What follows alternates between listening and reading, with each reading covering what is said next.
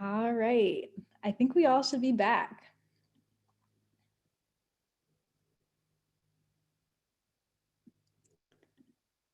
Welcome back, y'all. I hope that was really generative and you got to know some new people.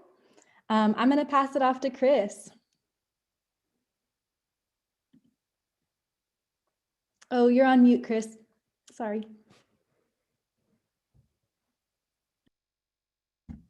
There we go.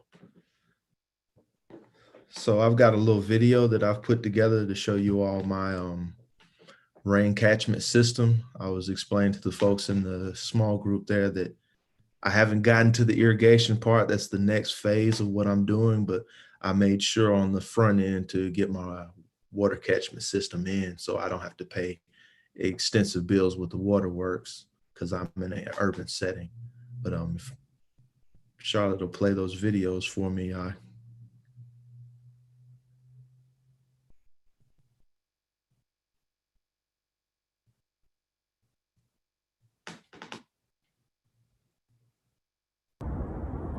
Good morning. My name is Christopher Gooden. I'm with the farm manager at Fountain Heights Farms, and I just want to do a little brief video of my rain catchment system.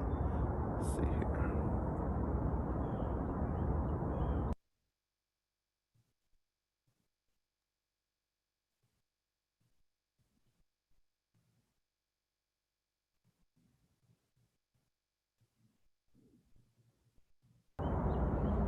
Let's see. When we moved into the house, we had new gutters put in with a new downspout. So from there, we got the gutter coming down,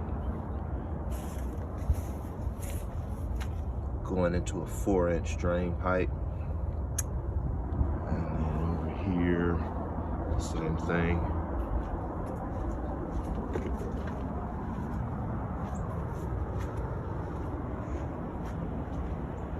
Coming down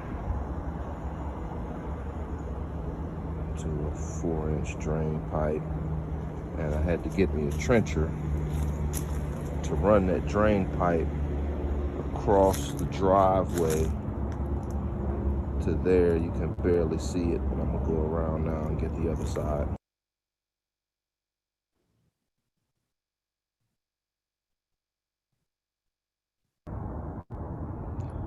All right, this is farm side. I just kind of put this double elbow on there just to keep trash from blowing straight into it. And that's my downspout coming from the first front gutter. And that goes down through here. Got it supported with some ratchet straps to kind of compensate for that weight when it's full of water.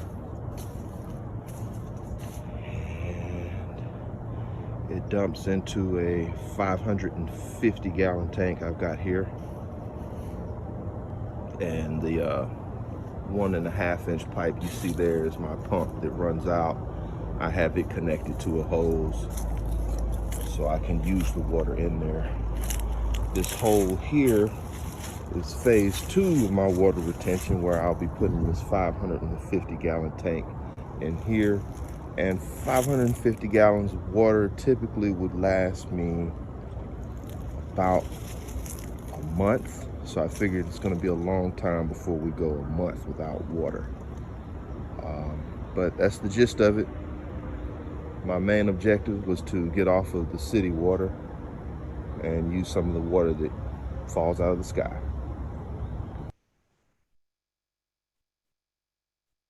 All right.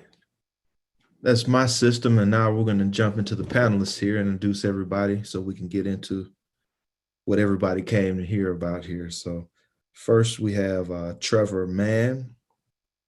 We've got Ricky Davis. We've got Charlie Griffin. And we have Miss Shipman. But we'll start with Trevor if you want to introduce yourself and who you work for. Hey, my name is Trevor. I'm with Walden Pharmacy and Walden Foodscapes. Yeah, did it? Next, we've got Ricky Davis. Good afternoon. My name is Ricky Davis. I am the owner of sowing seeds located down in Bessemer, Alabama. And I like to call myself a natural resource manipulator, even though a lot of people like to call me an urban farmer. And we've got Charlie Griffin.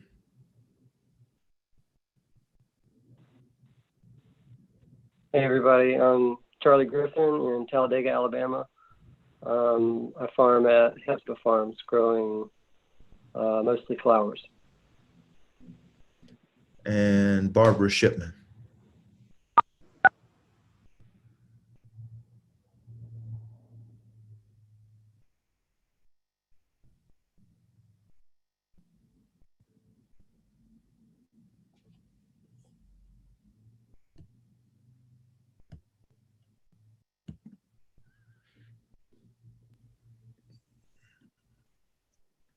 Ms. Shipman, I think you're just muted, Ms. Shipman.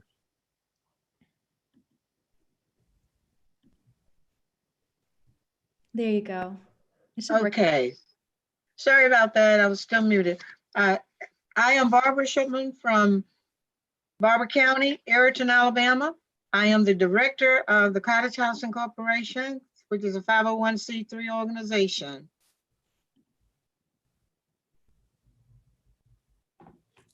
All right, so I think we've got something put together here from Trevor Mann, and it's going to show what he's doing with water at his place.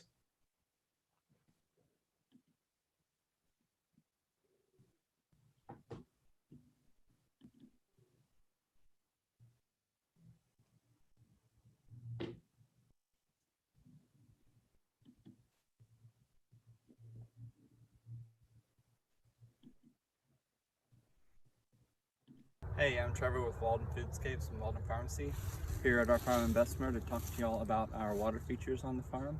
So we are a permaculture style herb farm, and in permaculture we're working with natural patterns and forces to co-create abundance. So we're trying to passively set up systems from patterns we have observed on the land and in the ecology, so that we can harvest all the resources that are on the property and utilize them to their most highest advantage. So we have swales every 25 or so feet here on this ridge that used to be a dry ridge that was kind of in a drought but before we did these swales. But now it's really fertile. So what a swale is a ditch and a berm on the equal line of elevation across the slope, and they're tree growing systems. So the way you space them out is your canopy species. So we have American persimmon, so we figured about like this, if that makes sense. Almost touching is how we want the trees to be a canopy. So the rainwater is like a resource running over your property, and in permaculture you're trying to sink slow and spread that resource to capture it and use it for growing whatever you're growing.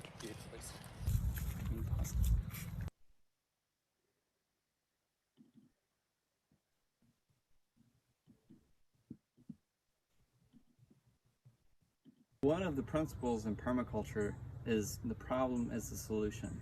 So we have this long driveway here, collects a lot of water, and in this area of the farm, no amount of mulch would stay. It would all be washed away, and the soil would be washed away here too.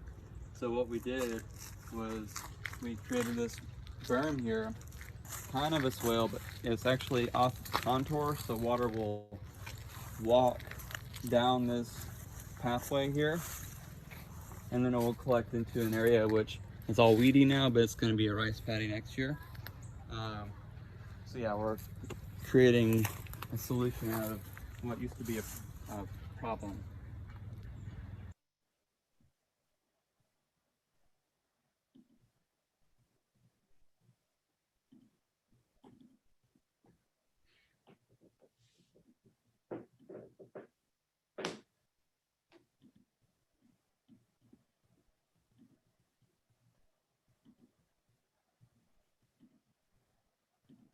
In strategic areas on the farm, we have ponds and vernal pools. So a vernal pool is a pond that holds water for only about 3 days. And you put these in for habitat for your predators like amphibians and for diversity in the ecosystem, the edge effect. So this one in particular is at the top of the property in a key point of the valley. We're going to eventually have ducks in here to seal this in. I'm going to remove this liner. But a cool feature on this one is this swivel pipe here. When I was making this dam, I placed this pipe through the dam and out to where that rice paddy is over there. And I have the option of, when this is full, to tilt this down and water will be rushing through and I can flood irrigate over there. And when this is up, the water that comes in through the valley will passively go onto the contoured swale and water the edible forest garden over there.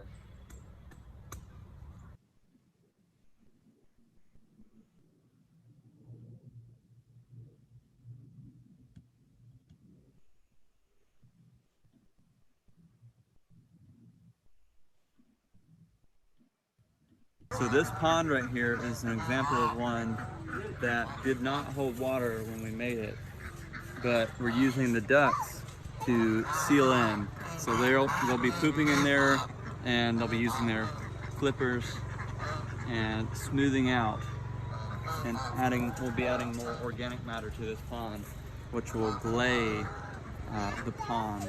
So this is a pond that did not hold water for a long time, and it's held water for about the past 2 to 3 months since we've added the ducks. Yeah, exactly. And this part right here, this is a part that we've got the animal station above the big swale here. So the nutrients from our chicken composting system and from the ducks in this area will catch into the swale and then passively go under the ground and past the root of all these trees in the edible forest garden and into our crop garden. So that's passive.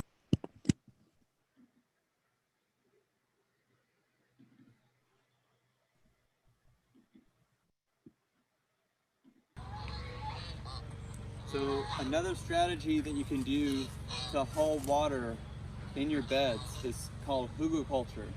So hugelkultur is where you bury logs and then smaller logs and then twigs, and you cover it up in either the topsoil or some compost. And what will happen is water that comes into the bed will be soaked in to these logs, and then when it dries out, the logs will still have moisture and the roots of the plants will be going into the logs, but they'll also exfoliate water into the soil. So these are new ones that we've built just recently. And then we have ones that are more established. They're probably 1.5 years old over here. And we place these every 12 feet in our crop garden. So we'll have a perennial hedge that will keep short for ecological services and for the biodiversity. And here this one is.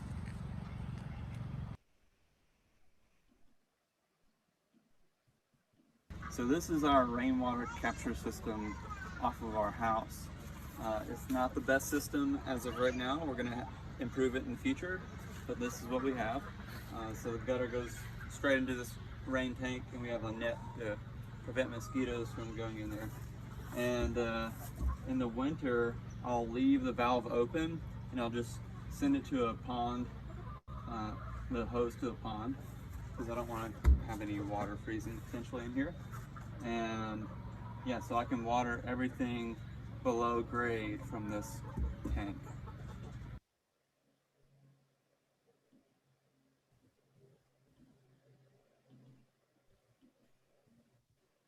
One last thing, having thick, dense organic matter covering everywhere on the property is a really great way to store water.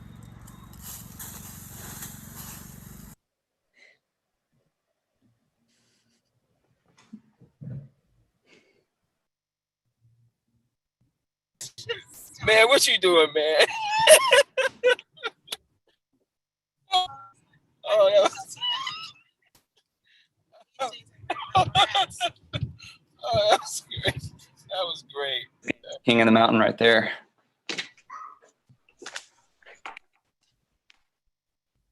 All right, next up, we've got Ricky Davis.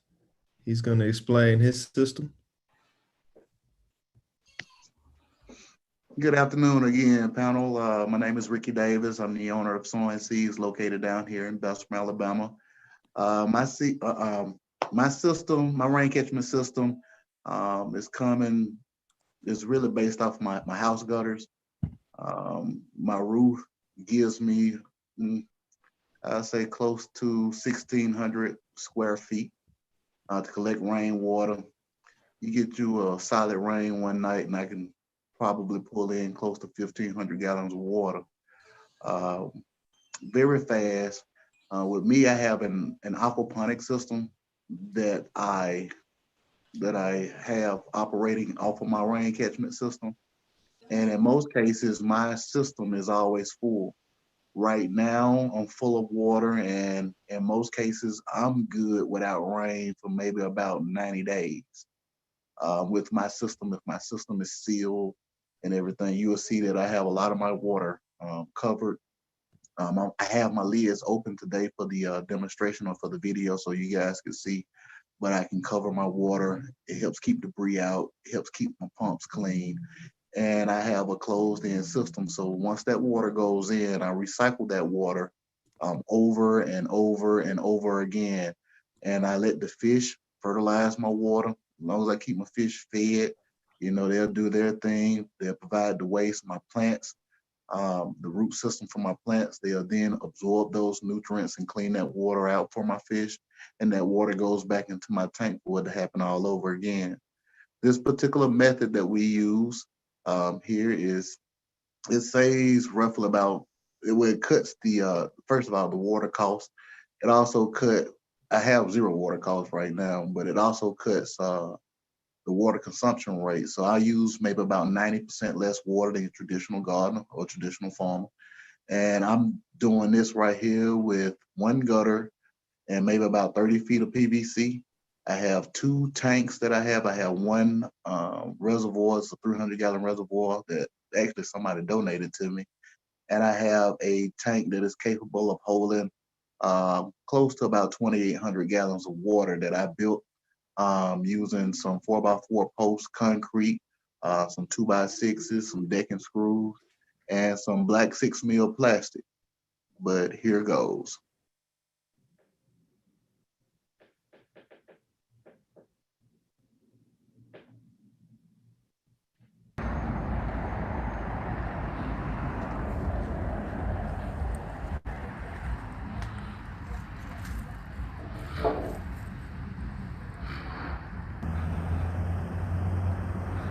Rain catchment system for Alabama Sustainable Agriculture Network. This is my rain collection system coming off of the side of the house. You first have your gutters. As you see, the gutter is coming down to a pipe that is connected to the fence. And as you see, that turns. We keep that slanted, keep it sloped. It goes down the length of the fence. From afar, you can hardly tell. It kind of blends with the fence.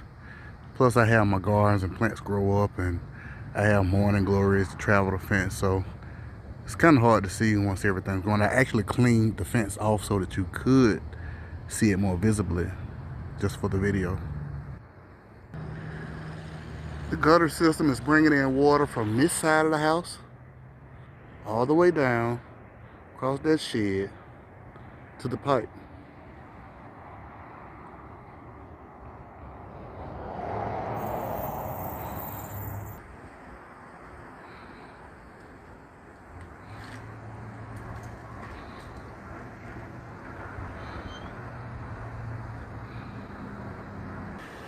As the water comes down the pipe, I have 3 different spots that I could release my water from. One inside of this reservoir here, which is my overflow reservoir, capable of holding 300 gallons of water.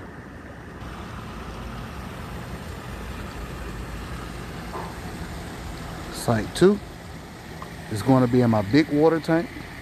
As you can see, it extends down the length of my greenhouse. This is 36 feet long. This tank here is capable of holding about 2,500 gallons of water.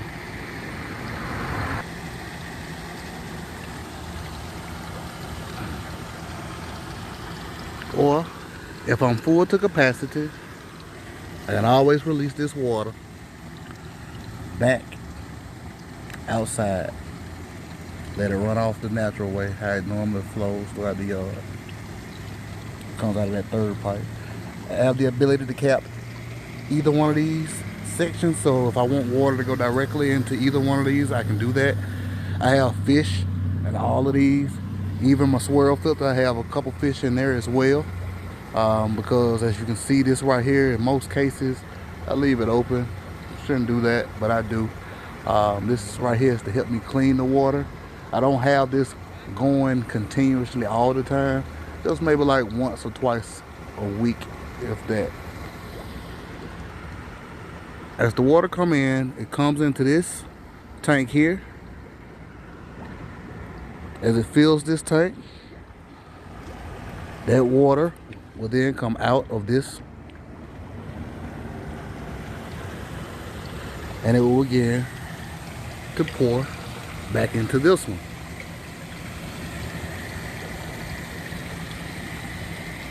I did design some walkways on this particular tank due to it being so close to this wall, just in case I need to do maintenance. It allows me to be able to walk this tank. If I need to skim it, I can do that. This water is oxygenated. I do have my water tumbling.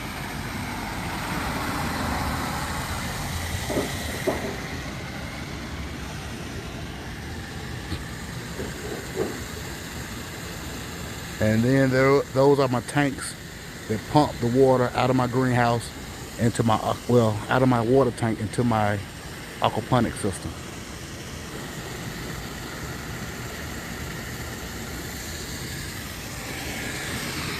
Right now I'm currently raising bluegill and brim. Well, bluegill.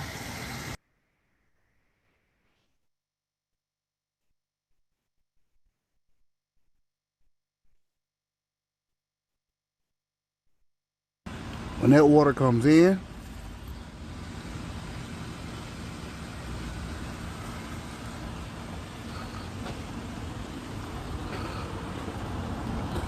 then it's then dispersed throughout this system here.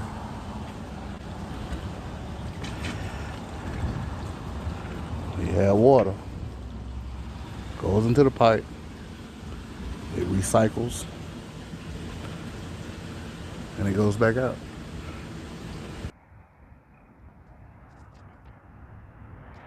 You on?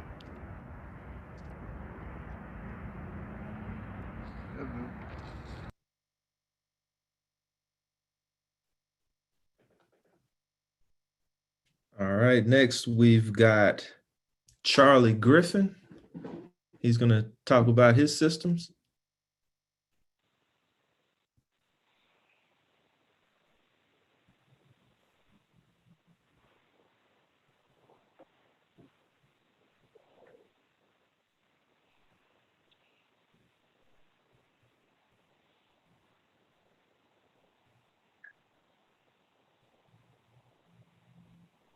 I'm going to start talking while you're getting the slideshow up, Charlotte.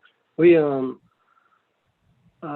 two main ways that we add water to our system, and then a few ways that we try to either keep water off or keep it on once it's already there. All of our water is coming from a well. So we're just pumping it out of the well, and then I have spigots throughout the garden, so I can reach most places with a garden hose or two together.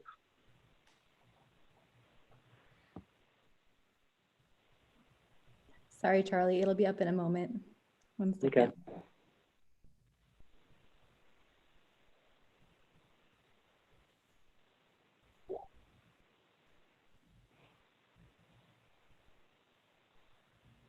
I guess while we're waiting here, if everybody could jump in the chat and just type out how your source of water is coming in, where it's coming from, or what you're using to get most of your water.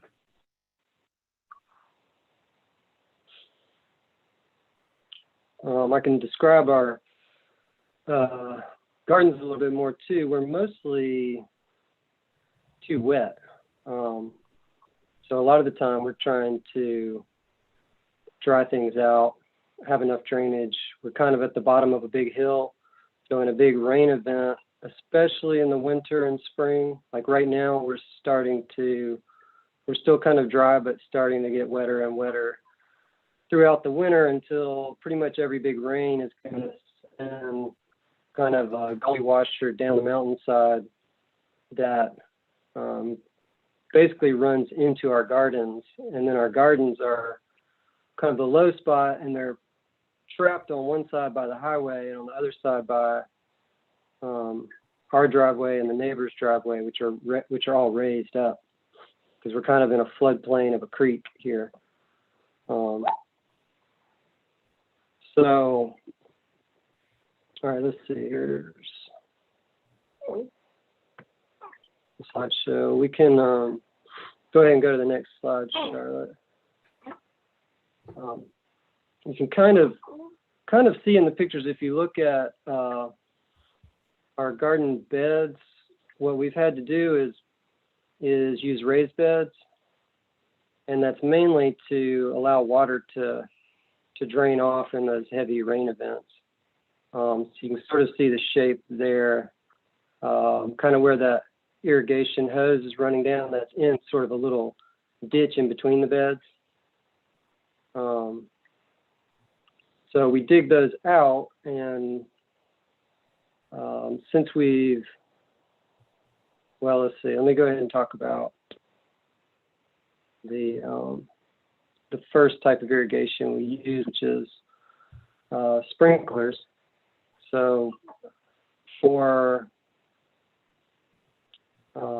baby plants, or if we just seeded in the garden and we want a nice even moisture, not necessarily that deep in the bed, but we're trying to keep the surface watered, either because it's transplants with shallow roots or seeds that need to stay wet to germinate.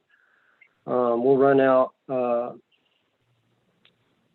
line of sprinklers, and these are on, you can see there's just a main tube there that each sprinkler plugs into. Every 10 or 12 feet there's a sprinkler, and so we've just made the length of the whole thing together is the length of our beds. All of our beds are the same length, so I can move this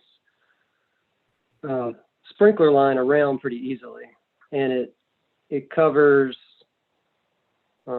Usually I'm setting it up kind of in the middle of 4 beds, which is a good size for the most we ever seed at one time. So we might, seed out 4 beds, put the sprinklers where it'll hit all of them, and then by the time they're germinated and have sent some deeper roots in where they can find water for themselves, I might move this sprinkler system to another 4 beds that I'm planting, as a succession.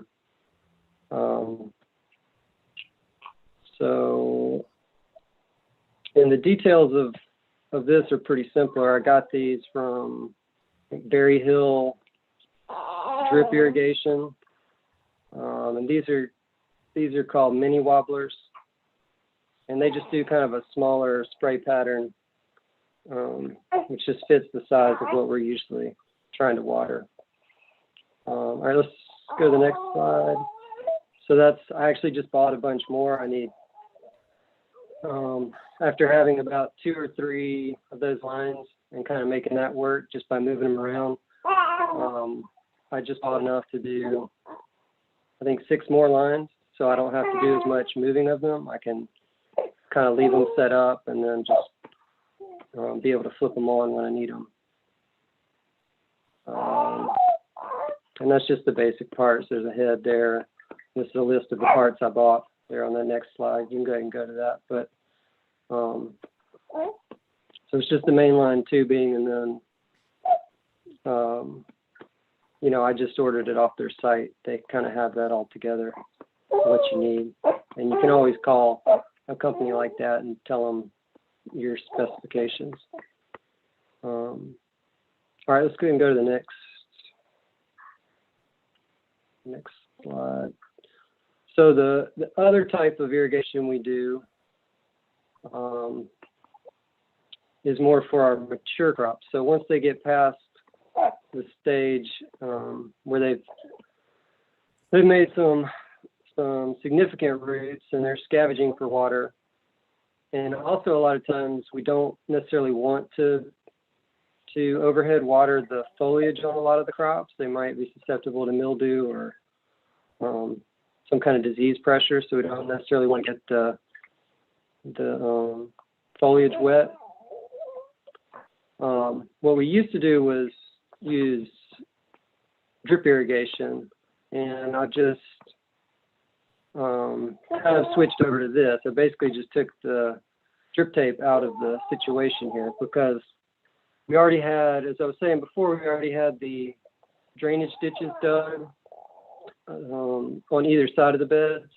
And so I've just taken the header from the drip line, and you know, you could do one bed at a time just with a garden hose. You just put the end of the garden hose at the uphill side of the ditch and turn it on and let it flood. So we just kind of flood irrigate our ditches, and I can do, you know, I use the header so I can do multiple beds at a time. I can do 3 to 5 beds at a time, and you might have to adjust the flow. I've got a little on and off there just so I can choose which beds I'm irrigating, but I can also adjust the flow a little bit.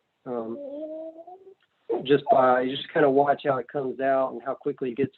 You want it to go all the way to the end of your bed, but you don't want it to just pour out the other end. So you can kind of adjust the flow to where it's coming out fast enough to cover the whole thing, but you can slow it down so it's absorbing into the bed as it goes. And you can slow it down with a sandbag, or, you know, you can put anything in the way to kind of disrupt it. Or if the ditch has been messed up over the season, you can just kind of shape it out with a hoe to make sure the water travels down it. All right, let's go to the next slide.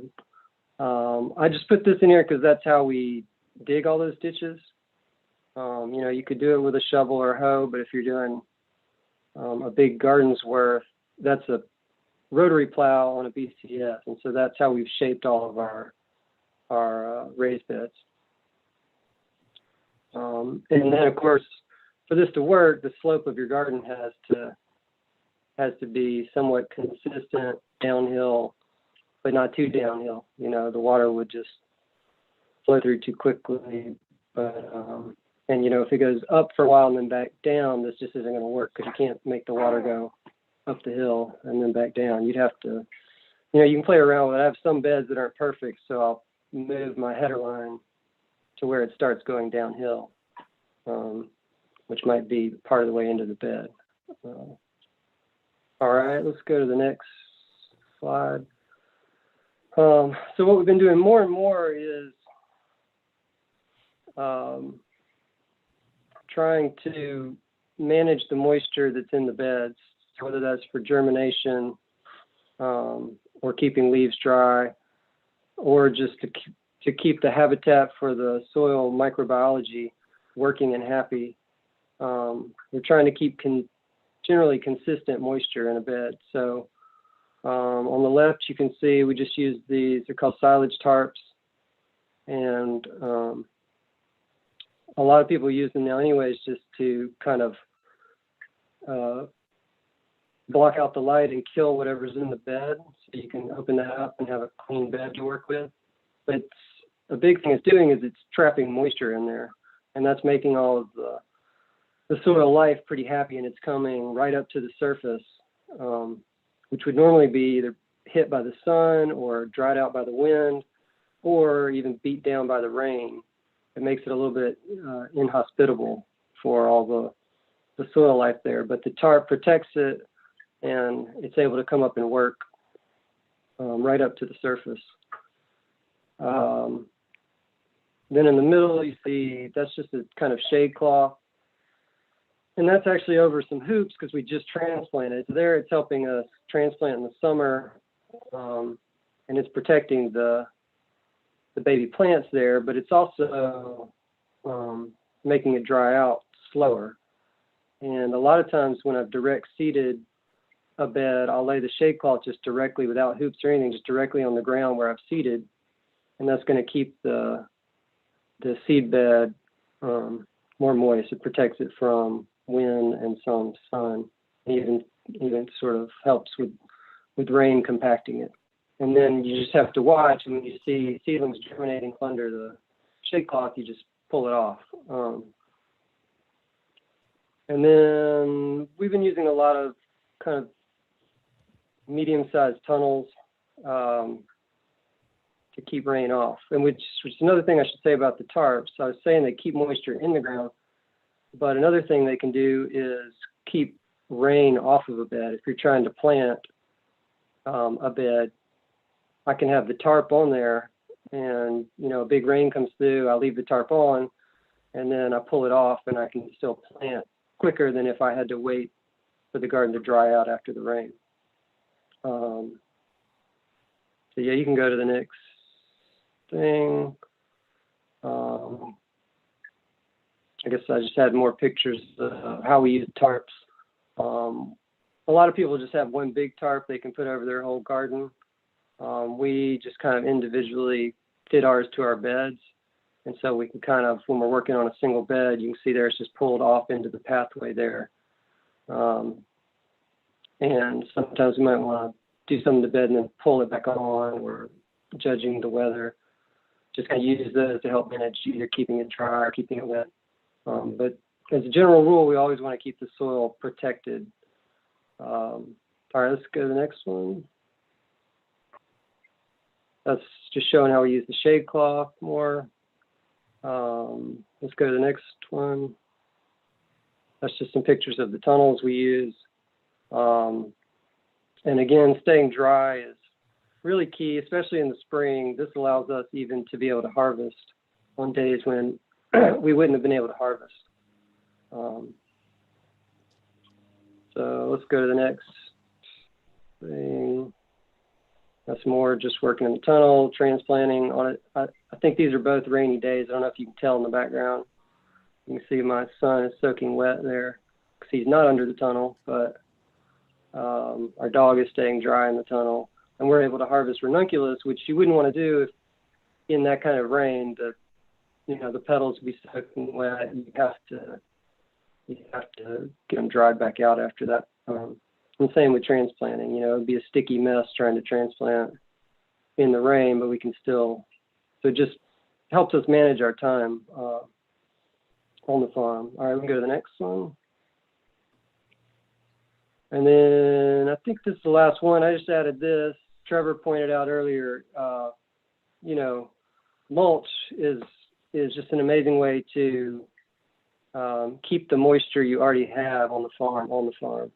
And that's something we've started doing more of now. And that's, so far it's been great. It's just a world of difference. If you keep the soil covered, how much wetter it stays. It's, again, not being dried out by the wind, the sun. It's not getting beat up by the rain. It's just a happier, you pull the mulch back and everything's happier under there, much like the tarps. And that's just some pictures of gratuitous flower shots. So that's what we grow on our farm.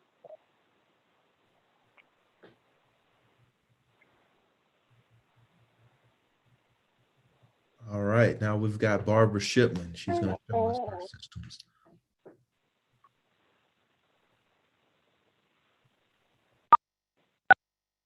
Okay, hello everyone again. I'm Barbara Shipman from the Cottage House. We were established in 2000 and it was incorporated in 2006 as a 501c3 organization, not for profit. And we've been in business 20 years. We are 5th generation farmers. And our land was passed down to us through my father and my father-in-law and other family members who wanted to get rid of their land. We were there to take over and take care of it.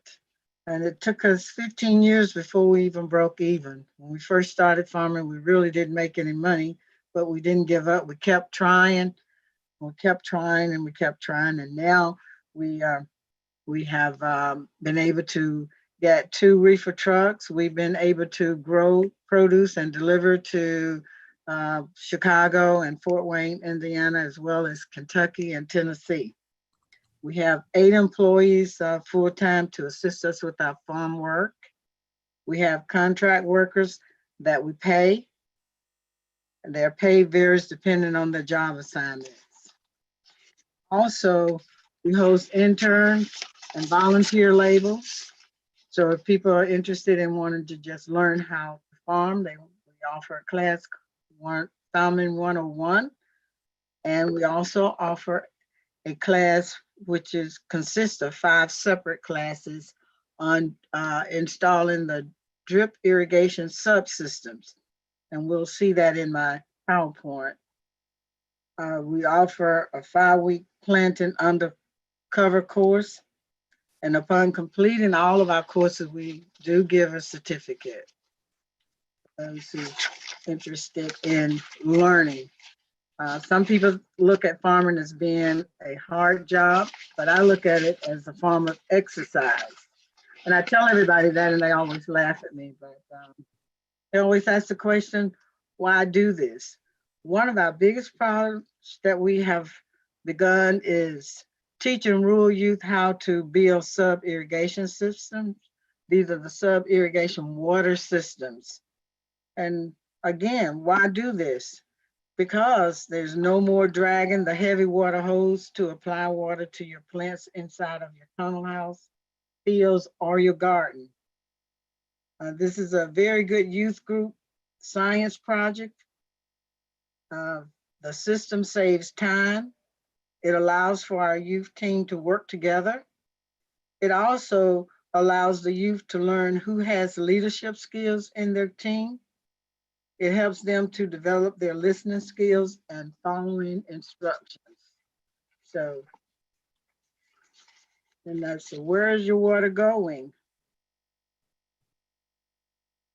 It goes everywhere when it rains and it has no control, because on our land, we have what we consider the mountains, because some of our hills on both sides of the road where I live, we can say the small mountains because they're more than 75 feet high. And when it rains, it floods in my area. I have sandy soil and it does not hold the water. It just goes through. Is my PowerPoint up? I don't see it. Okay, we can flip through it. I was waiting. Okay. Let me know if you want me to kind You of can just go ahead slowly and flip through it and I'll continue talking about the slides. Thank you. Okay.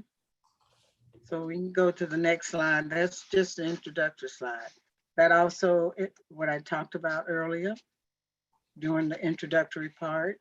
Next slide. And our next slide, I want to go on. And on this slide, when I was discussing teaching our rural youth how to build sub-irrigation water systems, this was a big plus for us because we have lots of children in our neighborhood.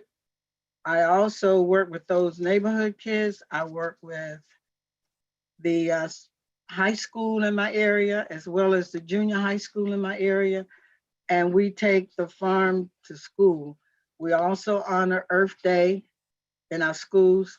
And we also have Mr. Russell Bean. He has been very helpful loaning us his zones. He brings them out and let the youth see how the zones can be used in your farming and in other scientific areas. But these drones are really nice. The kids, most of them, they've never seen the drones. So once he brings them out and explain to them what they are used for, the kids get very excited about it. And that is one way of introducing our youth to farming. We don't use the word farming very often. We use the word agri-entrepreneurship because most rural area parents do not want their children to think or dream about farming. So we use the word agri-entrepreneurship because the children that we work with in my community, we also teach them about growing produce and setting up their own farmers market. Next slide, please. This is just a picture when I was talking about where does the water go?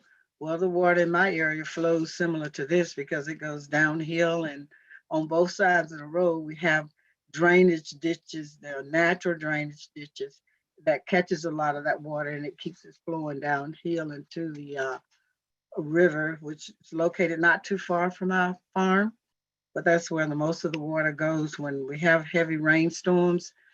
And if we didn't have the drainage on both sides of the road, where I live would actually be flooded. Next slide, please. Okay, this is a picture of where we teach our young people how to construct the sub-irrigation system. We order our sub-irrigation system in parts and kits. So when we receive our kits, they come in, the pipes comes in different lengths. And on the turn part, where if you look there, where the little miniature hydrant has its own turn knob. So once we put those pieces together, and they're all glued together, then we put the turn knobs on. And once we put the tube knob on, it is also glued onto the pipe that looks like a little L that you see sitting on top of the long white pipe. Next slide, please. Once we connect all of them together, as you see the youth holding it there, that one and all of our kits are measured to fit inside of the tunnel houses or greenhouses, whatever you want to refer to them as.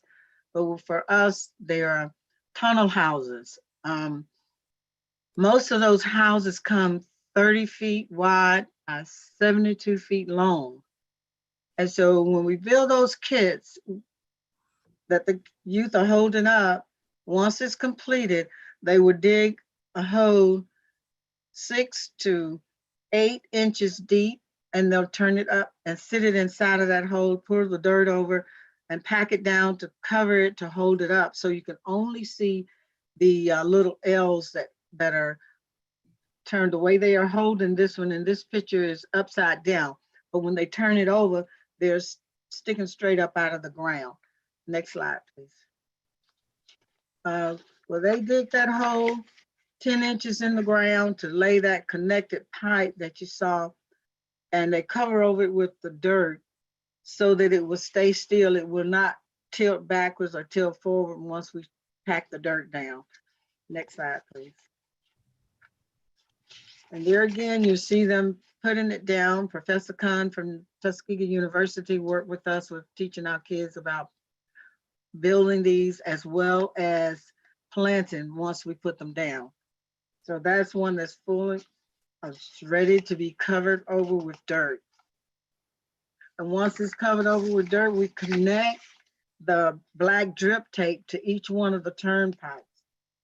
So when we connect our black drip tape to that, if we decide that we only want to water 1 or 2 rows of produce that we plant inside, we can turn the rest of them off.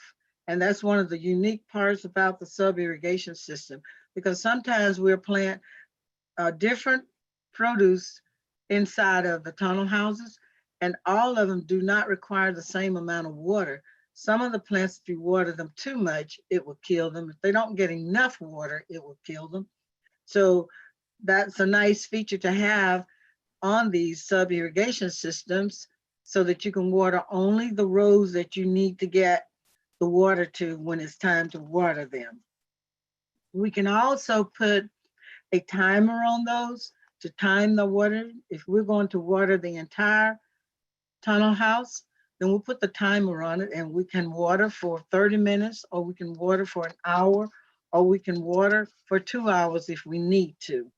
Next slide, please. Okay.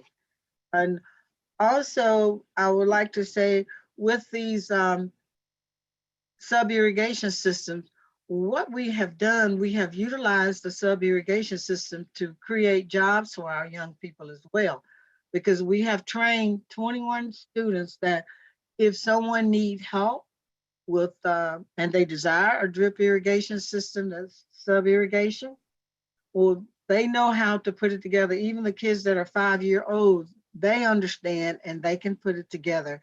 And it is nice because in this picture, we have one of our 5-year-olds who have learned how to put these systems together and learn how to dig the hole and take the measuring tape and measure it to make sure that the hole is deep enough, it's wide enough. Also pulling the soil around it to make sure that it doesn't tilt forward or tilt backwards. He can pack it down, you know. And the kids have fun doing this, and we enjoy teaching the farm. Those kids how to grow their own vegetables for their farmers market, and they can earn money. Last summer, our youth group, the one that earned the most money, they sold over $3,700 worth of produce in their tunnel house because they own one that is 30 feet wide and 72 feet long as well. So this is what we do on our farm. We teach them not only how to create jobs for themselves, we also teach them that they can grow the food for themselves. Also, we teach the young people about cleaning the produce. It is very, very important to know not only how to plant the produce, they need to know how to harvest it, when to harvest it. Once the produce has been harvested, they need to know how to properly clean it if you're selling it for the market, because we teach them it is very important to clean the produce after you harvest it. We do not want dirty produce on anybody's table at any of our farmers market, because on my farm, for me, I am organic certified, USDA organic certified. I have to renew my certification. I do, and I am visited by my inspectors once every 6 months. So it's very important to make sure that what it is you're growing and you're harvesting it, that you know how to properly clean it. So we also teach them how to do that, because nobody wants to get sick. Nobody wants to pick up any germs from eating something that is unfit for human consumption. So we teach our young people about these things as well. And all of the children that we work with, we divide them into garden clubs. We now have 20 garden clubs, and each garden club has a minimum of 5 youth in there, because our youth have to select who they want to be their president, vice president, the secretary, treasurer, and chaplain. So this is very important because we organize them so that they can be responsible, and we teach them skills. We also teach them speaking skills, how to dress for success, because we take them on tours. We don't only take them on tours in Alabama, but we take our kids, we travel out of the state of Alabama. Right now, our kids are preparing so that they can travel to Chicago, Illinois, to the university. They are working with Dr. Oliver. And doing their tour this year, they will be participating in chef competition. So the plans are to have them grow their produce and take their produce with them to actually cook and compete in the chef competition. So this concludes my PowerPoint and the work that we do at the Cottage House Waterworks. I'm finished.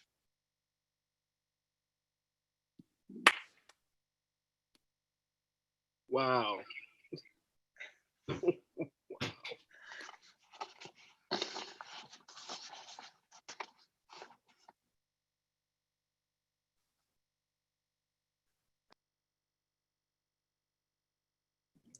Oh, Chris, you're on mute.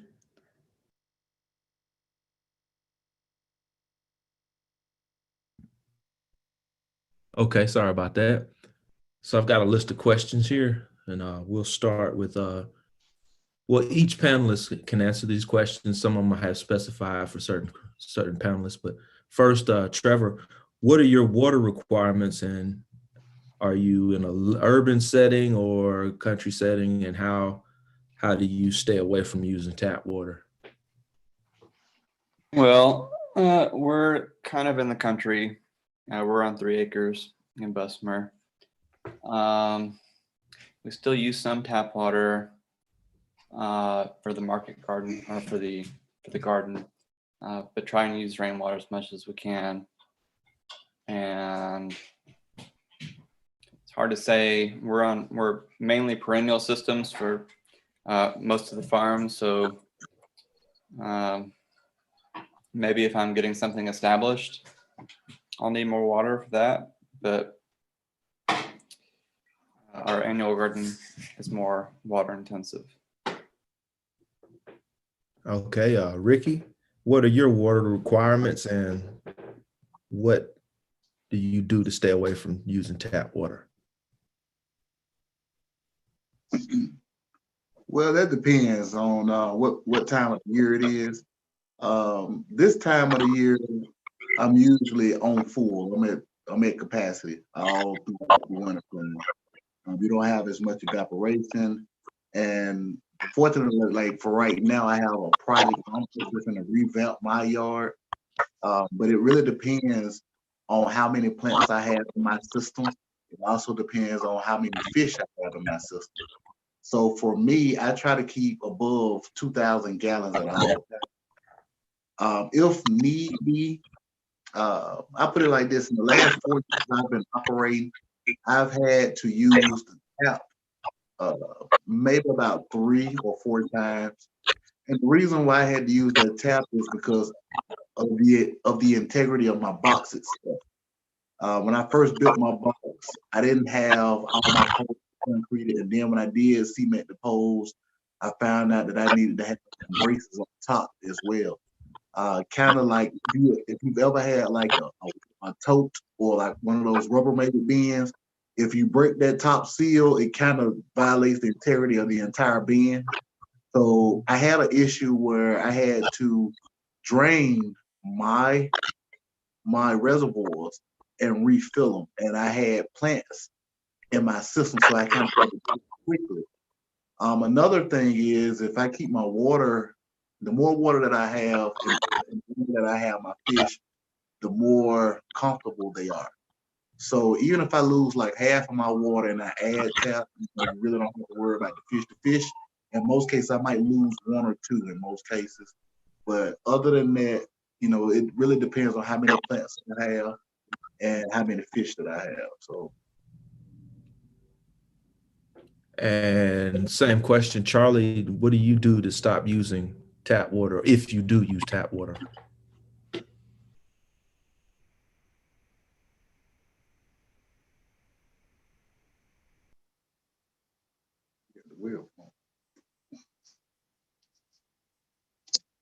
Also, I understand you're in a little bit more, oh, we can't hear you. You're muted, Charlie.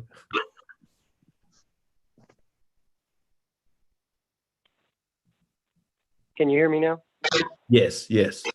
Hey, we're sorry, my kids just came in. But real quickly, we're pretty rural, so we're just on a well. We've never had any issues with it going dry. Any concerns about that?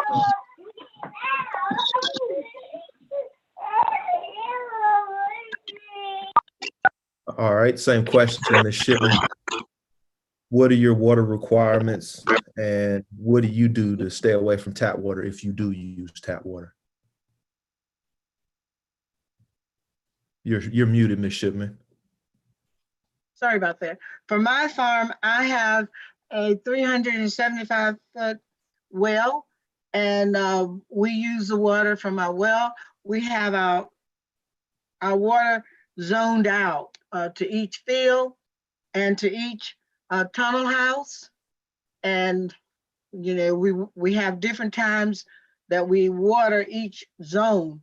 So I don't have city water, so I don't pay a water bill because of the well that we have, and it's deep enough to accommodate us because of the zoning out, which really helps. Okay, next question. First panelist is Trevor. Looking at your own setting, where is an abundance of water for you to obtain? Right. So in the valley is where water accumulates, of course. And the goal for me is to catch the water in the valley and send it off into the ridges using swales. That's what was in the video. Ricky, where do you have an abundance of water and what are you doing to keep it? Well, for me, man, I just create a bowl out of some 6 mil plastic and make sure that it's well supported. And as long as I keep it covered, you know, you kind of help eliminate on a lot of the evaporation and also eliminate from having a lot of debris and sludge and stuff like that that starts in your water. It also helps eliminate a lot of the algae and stuff that might arise. So I just keep my water covered inside of my reservoirs. Majority of the water that I have is going to come off my rooftops, and it goes, you know, inside of my system. As long as I keep my system closed, that water has a tendency to last longer. If you've seen the slides on my greenhouse, you've seen I have a lot of open slots, but I haven't been running water through my system, getting ready to take it down to expand. But if I did have water going through those pipes, I have all of those slots that are open, I will have those capped off. And that's to help eliminate the evaporation from coming from my system. So hopefully I answered your question like I needed to. And same question, Ms. Shipman, where do you have an abundance of water and what are you doing to hold on to it? Okay, on my land, I have several natural free-flowing springs, and the water continues to flow. And because we own a large area, the water stays on my land. It doesn't go off, you know, on one side of the road. On another side of the road, we also have these free-flowing natural springs, and the water flows down to the river. So, you know, it's comes up out of the ground. And another thing is we didn't have as many springs as we have now because we cut timber on our land and we removed the roots from the trees that were cut down. And everywhere we removed the roots, it made a spring. And the springs are still there and the water is just flowing everywhere. That's awesome. Same question, Charlie. I know you said you have like a flood issue going on. Is there somewhere you're trying to catch water or you're always trying to get it out? Yeah, it's unfortunately it's kind of seasonal. In the winter, we're kind of overrun with water coming down the hillside. And, you know, generally we have our beds oriented in the field where the water will kind of slowly flow through the ground in a way that it will cross our beds, but they also have that downward slope I mentioned that we use when we flood irrigate. So they're kind of slightly off contour to make use some of that, you know, when we get a big rain and it's moving downhill. But I haven't done much in the way of, I've caught a little bit of rainwater I want to do more of that. We can use it to wash buckets, some other easy uses like that. But in general, I'm dealing with rainwater as it accumulates and kind of makes its way downhill. Okay, and now I guess everybody is farmers. We understand how needed water is, but on a different side of it, let's think about how, according to your setting, what is water? Where is water a problem? Trevor? Well, we had like 5 inches in 12 hours last year, and I wasn't ready for that. And we had some erosion on the spillways. It actually took out one of the spillways.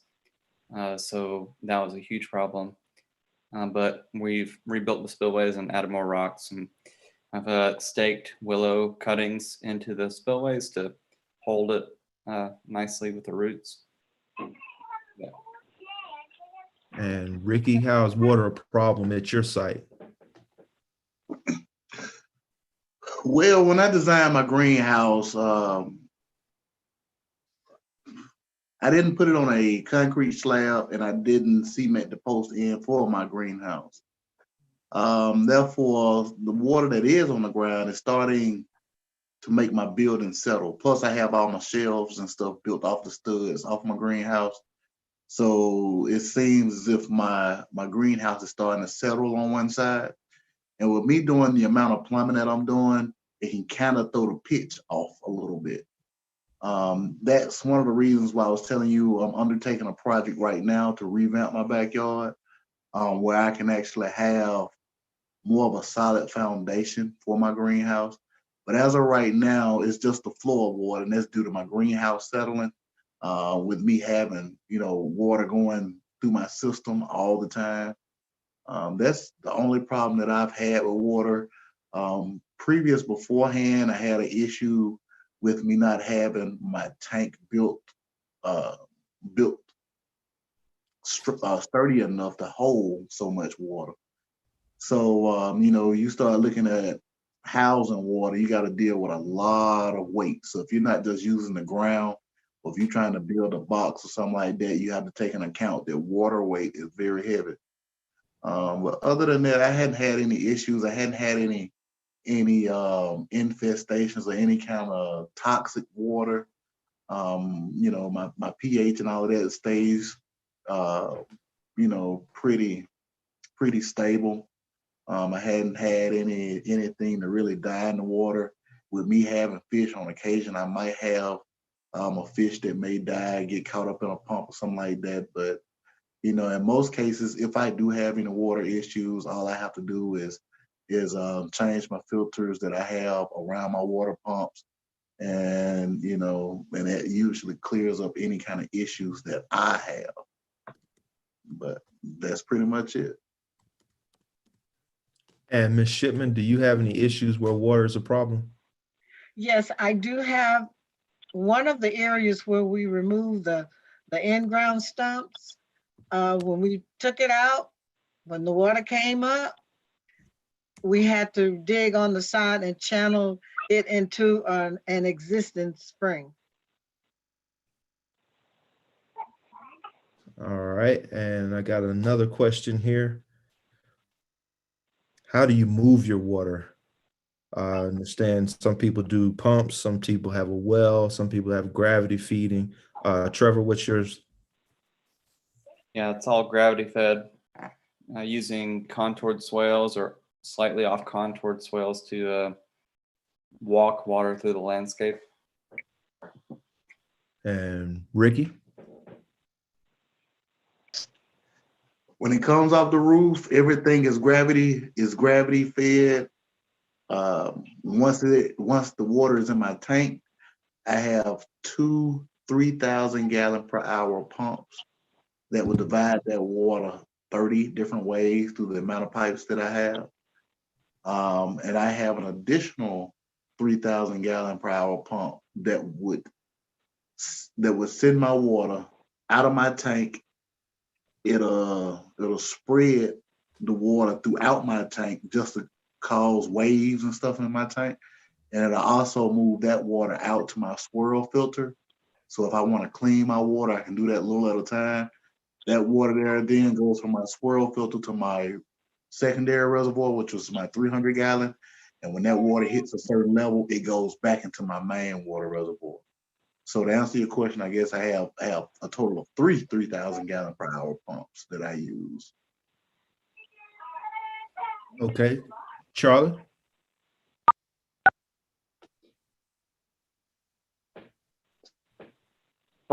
Well,